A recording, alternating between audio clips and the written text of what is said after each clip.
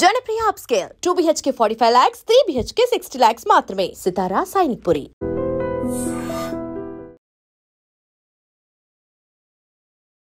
Hi Ramana గారు. Hi madam. ఒకప్పుడు మీరు సైట్ కొట్టే అమ్మాయి దగ్గర నుంచి ఈరోజు అమ్మాయిలందరూ మిమ్మల్ని సెల్ఫీ తీసుకునే స్థాయికి వచ్చింది, ఎలా అనిపించింది అది చెప్పండి నాకు. ఆ కిక్ ఎలా? ఏ మాగాడికైనా ఒక మంచి కిక్ వేస్తుంది, లైక్ 6 బీర్లు తాగేంత కిక్. మొత్తానికి లవ్ చేసిన అమ్మాయిని పెళ్లి చేసుకున్నారు. ఫోన్లో రికార్డ్ చేసుకుని మళ్ళీ సిస్టమ్ దగ్గరికి వెళ్ళి అసలు ఆ జర్నీ ఏంటి చెప్పండి. అంటే బిఫోర్ ఎలా ఉండేది? ఓపెన్ గా చెప్పాలనుకుంటే పల్సర్ బైక్ సాంగ్ 5 నుంచి 10 వరకు అయిపోయింది. సార్ మీకు ఎంత రెవెన్యూ వచ్చింది? అది టోటల్ గా చూసుకుంటే ఓపెన్ గా చెప్పాలనుకుంటే 40-50 lakhs దాటి వచ్చింది మేడం.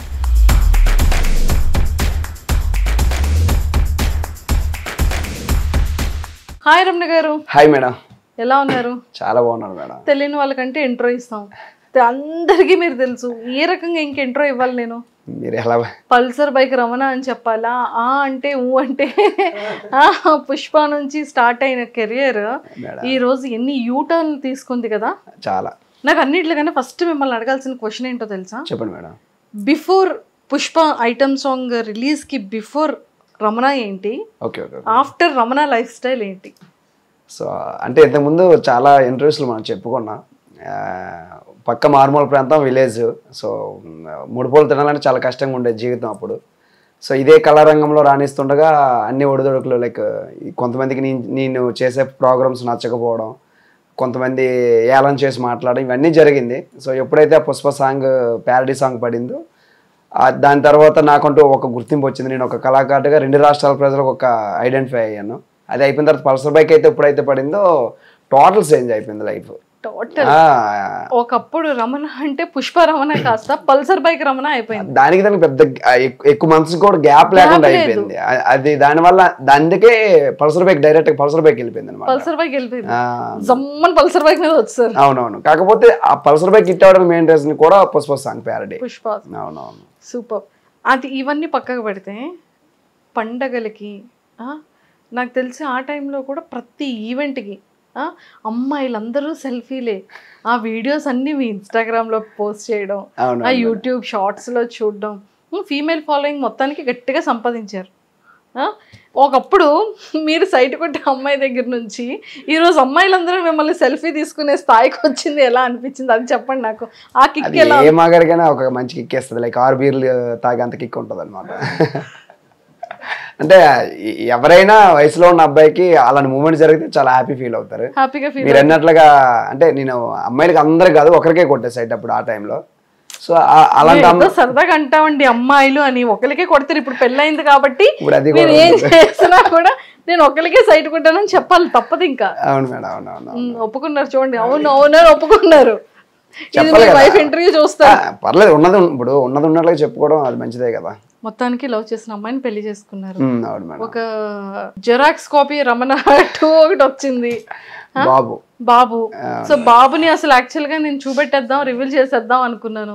అంటే మీ రివీల్ వేరు, మా రివీల్ డిఫరెంట్ గా చేద్దామని ఎంత ఆశపడి వచ్చాం. సో కొన్ని కారణాల వల్ల వాళ్ళ అమ్మ వాళ్ళ ఇంటికి వెళ్ళారనమాట. అక్కడ గృహప్రవేశం ఉంటే అక్కడికి వెళ్ళారు. నాకు వేరే వర్క్స్ ఉండడం వల్ల వెళ్ళలేకపోయాను.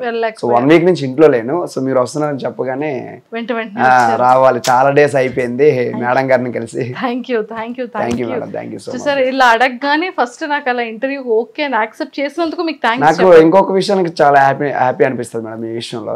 వైజాగ్ ఇటు వస్తే మ్యాక్సిమం నేను గుర్తు వస్తాను మీకు. పక్కా రమణ కాల్ చేయాలి, లైక్ ఇంటర్వ్యూ పరంగా పక్కన పెట్టినా సో ఎలా ఉన్నవన్నీ కూడా అడుగుతారు అనమాట, ఒక ఫ్యామిలీ మెంబర్ లాగా. సో అక్కడ ఉంటే మీరు ఎలాగో బిజీ ఉంటారు. సో మన ప్రాంతం వచ్చేసరికి మీ మైండ్ లో నేను తడతానంటే ఒక బెస్ట్ మూమెంట్ అనిపిస్తుంది. మీరు ఆల్వేస్ ఉంటారు. చూడండి, మీరు హైదరాబాద్ వచ్చారంటే కేబిఆర్ పార్క్ లో ఇంటర్వ్యూ చేసేసేవాళ్ళం.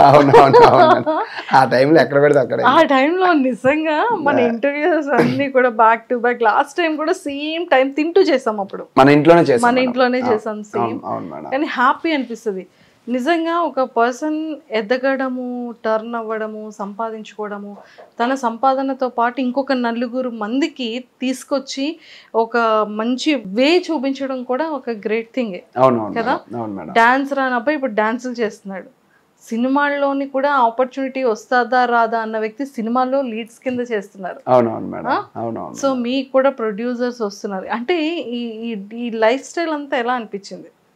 సో ఈ లైఫ్ స్టైల్ మొత్తం లైక్ అంటే ప్రతి కళాకారుడికి ఒక మెట్టు ఎక్కిన తర్వాత రెండో మెట్టు ఎక్కడానికి ట్రై చేస్తాడు, రెండోది ఎక్కిన తర్వాత మూడోది ఎక్కడానికి ట్రై చేస్తుంటాడు. సో నా విషయంలో కూడా నా ప్రయత్నం అలాగే. అంటే నేను చూడని ఫేమ్ వచ్చింది, అంటే నేను ఎక్స్పెక్ట్ చేయని ఫేమ్ వచ్చింది. సో నా లైఫ్లో చూడని అమౌంట్ అంటే నాకు ఫేమ్ రానప్పుడు ఒక అమౌంట్ ఒక ఫిగర్ వేసుకుంటే చాలా పెద్ద అమౌంట్లో ఫీల్ అయ్యాను. సో 1 లక్ష రూపాయలు అనుకుంటేనే చాలా పెద్దగా అలా ఫీల్ అయ్యాను. సో అది కూడా నేను చూడగలిగాను అందరి ఆశీస్సుల వల్ల. ఇంకా క్యారెక్టర్ విషయంకి వచ్చేసరికి ఇప్పుడు ఆ సింగర్గా అందరికీ దగ్గర అయ్యానే తప్ప కానీ నాకు యాక్టింగ్ అంటే నాకు మొదటి నుంచి చాలా ఇష్టం అనమాట. యాక్టింగ్ అన్నా డైరెక్షన్ అన్నా చాలా ఇష్టం.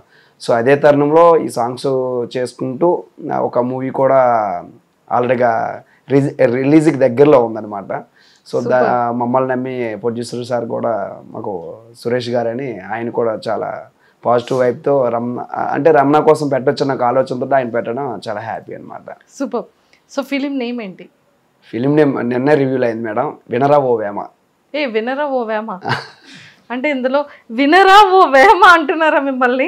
అంటే లైక్ అది మీరు అందరికీ చెప్తున్నారా? చూస్తే ఇంకా టైటిల్ ఒకటే కదా రివ్యూలు అయింది. వినరా ఓ వేమ అంటే ఏదో సంథింగ్ వాడు ఏదో వేమ లాంటి పనులు చేస్తున్నట్టున్నాడు, వినమని చెప్తున్నారు. అంతే మేడం. అంతేనా? ఎలా ఉండిపోతుందని ఎక్స్పెక్ట్ చేయొచ్చు స్టోరీ ఎలా అంటే లైక్ నాకు అంటే నన్ను అభిమానించే వ్యక్తులు కావచ్చు, సో నా చుట్టుపక్కల వాళ్ళు కావచ్చు, మా ప్రాంతం వాళ్ళు కావచ్చు, అంటే టోటల్గా ఒక విలేజ్ బ్యాక్డ్రాప్ సంబంధించిన వాళ్ళు అందరూ కూడా.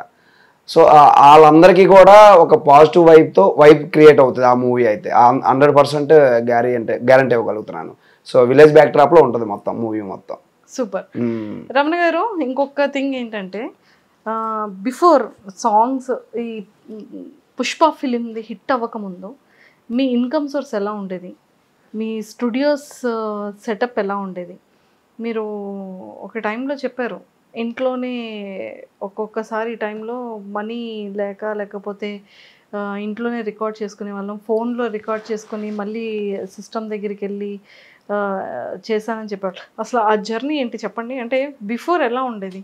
అప్పుడు నేను ఈ ఫీల్డ్కి అయితే 2018లో వచ్చాను మేడం.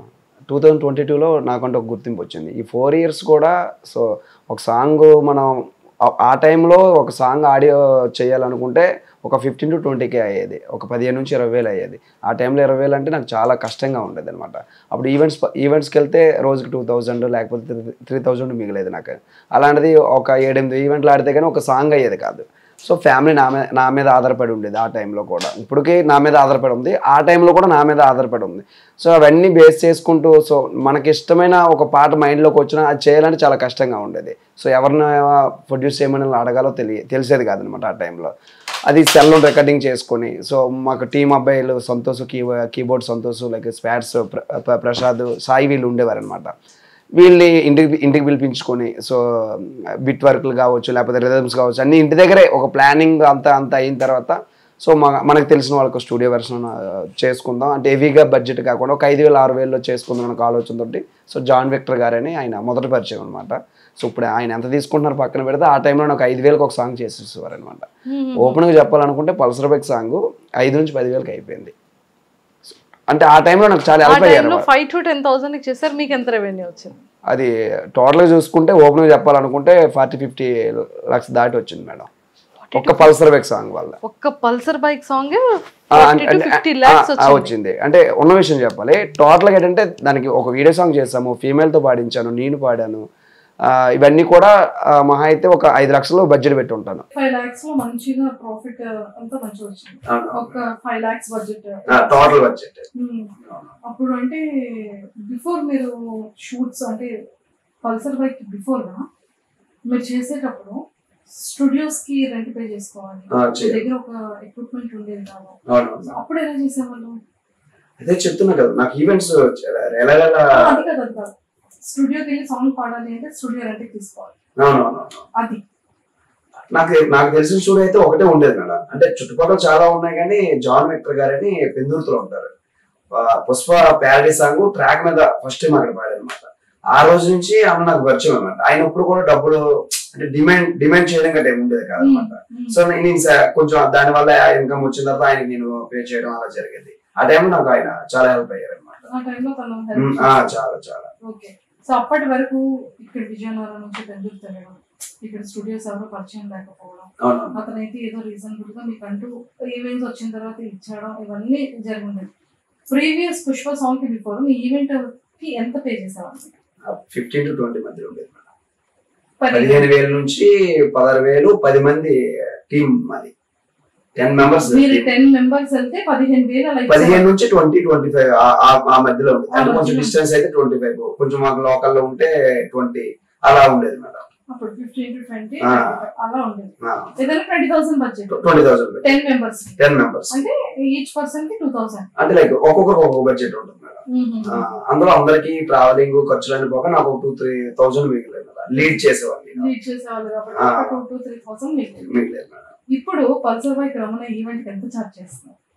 సో ఆ ఫేమ్ వచ్చే టైంలో పల్సర్ బైక్ సాంగ్ ఎప్పుడైతే శ్రీదేవి రామ కంపెనీలో పడి చాలా వైరల్ అయిందో, ఆ టైంలో అదే టీము, ఇంకా టీం కూడా మారలేదు మేడం అంతవరకు కూడా. నేను స్టార్టింగ్ అయితే 2018లో ఏ టీం అయితే లీడ్ చేశాను, ఇప్పుడు వరకు ఒక 5 మెంబర్స్ కంటిన్యూగా ఉన్నారు. ఆ టైం పల్సర్ బైక్ ఎప్పుడైతే హైలైట్ అయిందో అదే 20,000కి వెళ్ళిన రమణ టీము 1,00,000 దాటిపోయింది మేడం. హైస్ట్ ఒకసారి అయితే 2,60,000కి వెళ్ళాం ఒక రోజు ఈవెంట్ కి. వన్ డే ఈవెంట్ కి 2,60,000. యావరేజ్ కి వెళ్ళింది ఏంటంటే 1 to 1.5 lakh మధ్యలో వెళ్ళాను. సో మా మిస్సెస్ కి ఆడవాళ్ళకి సంబంధించినవి అవి కొన్ని సేవింగ్స్ పెట్టుకున్నాము. బాబు గారి కోసం ఇప్పుడు చూస్తున్నాం అనమాట, సేవింగ్స్ కోసం.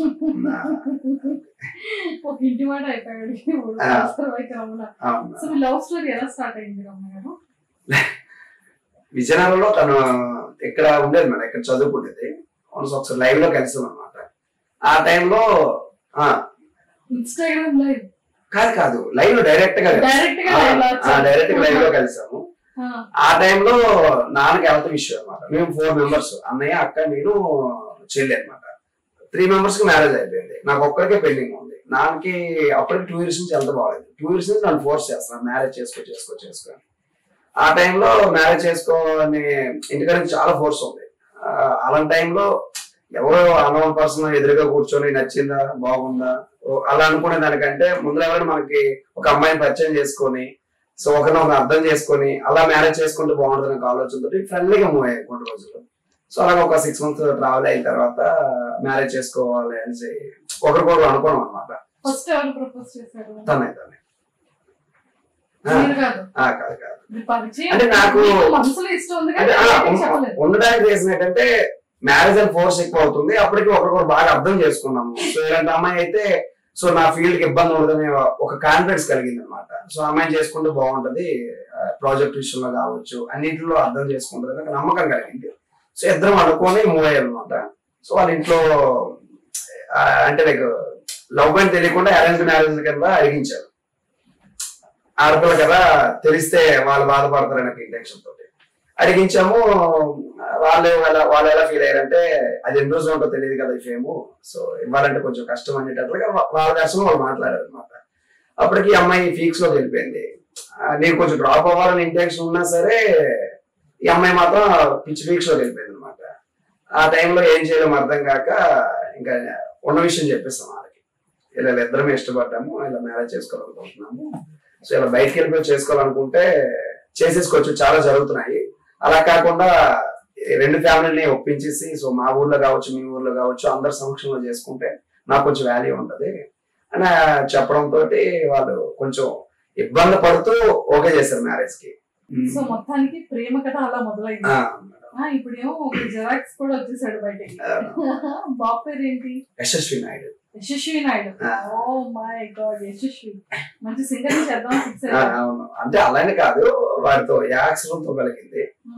సో యశస్వి అనేది బాగుంది. నాన్నగారి పేరు అప్పలేదు అనమాట. నాయుడు. ఇంకొకటి విషయం ఏంటంటే చాలా ఎమోషనల్ మూమెంట్, ప్రెగ్నెన్సీ కన్ఫర్మ్ అయిన నెక్స్ట్ డే మా నాన్న చెప్పాడు. అవును. సో ఈవినింగ్ ఈ టైం కి కన్ఫర్మ్ అయిన హ్యాపీనెస్ ఉండేటప్పుడు so mid night like early morning 3కి నాన్న చనిపోయారు అనమాట. ఆ టైంలో ఇంటికి వెళ్ళాం ఇక్కడ నుంచి. అవును, అంటే అప్పటి వరకు మేము అంటే మ్యారేజ్ అయిన తర్వాత ఆడపిల్ల కావాలని చాలా ఆశపడ్డా ఇద్దరు కూడా. సో మా మిస్సెస్ కావచ్చు నేను కావచ్చు. ఎప్పుడైతే నాన్న చనిపోయారో ఊర్లో వాళ్ళందరూ కూడా ఎందుకు బాధపడతావు, నాన్న చనిపోలేదు, మళ్ళీ కడుపు రూపంలో వెంటనే వచ్చేసాడు, టెన్షన్ పడకనే అందరు చెప్పడం మళ్ళీ నా మైండ్ సెట్ మొత్తం మారిపోయింది. పాప నుంచి బాబుకి వెళ్ళిపోయింది అనమాట. బాబునే ఫిక్స్ అయ్యాము. మళ్ళీ ఆ టైంలో అమ్మాయి పుట్టుంటే బాధపడేవాడు నేను. అంటే నాన్నని ఫిక్స్ అయిపోయాం అనమాట. కాకపోతే మళ్ళీ నాన్నే రావడం, సో నాన్నలాగే కొన్ని పోలికలు రావడం చాలా ఇది ఫోర్ హెడ్ మొత్తం మా ఫాదర్ లాగా ఉంటుంది అనమాట. ఆ స్మైల్ కూడా మా నాన్న ఎంత కష్టంలోనే నవ్వుతూ ఉంటాడు. ఆ స్మైల్ కూడా మ్యాచ్ అయింది. ఇలాంటి కంబ్యాక్ మళ్ళీ ఒక మంచి మాసీ సాంగ్ తో మళ్ళీ ఎంట్రీ ఇవ్వాలని మా ఐడ్రీమ్ తరపు నుంచి పుష్ప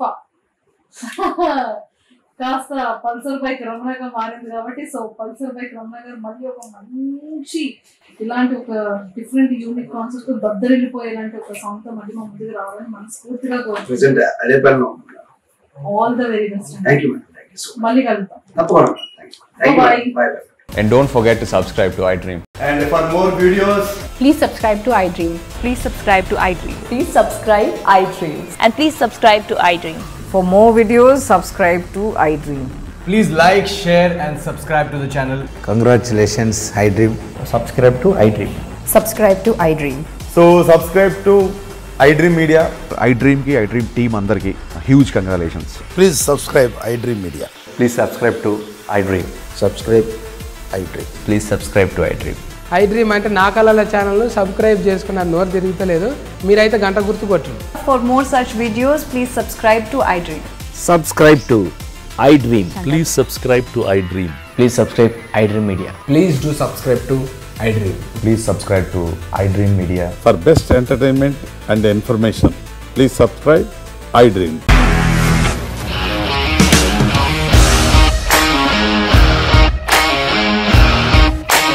ఇండస్ట్రీలో కమిట్మెంట్ ఇష్యూస్ వస్తే నీకు కూడా వచ్చినట్టు మార్నింగ్ తీసుకెళ్ళారంటే కొట్టి పడేశారు.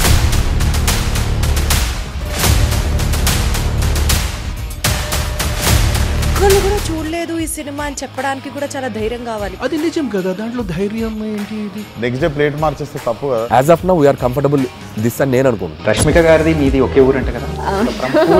నీకు కోపం వచ్చిందంటే బాగా తిట్టేత్తరా? తిట్టేద్దామండి. నిజంగా గేమ్ ని ఎలా చేంజ్ చేయగలిగారు? APSFC వాళ్ళకి 6 నెలల్లో నేను 6 లక్షలు కట్టా. బిజినెస్ చేయాలనుకుంటే it is as difficult as riding a tiger.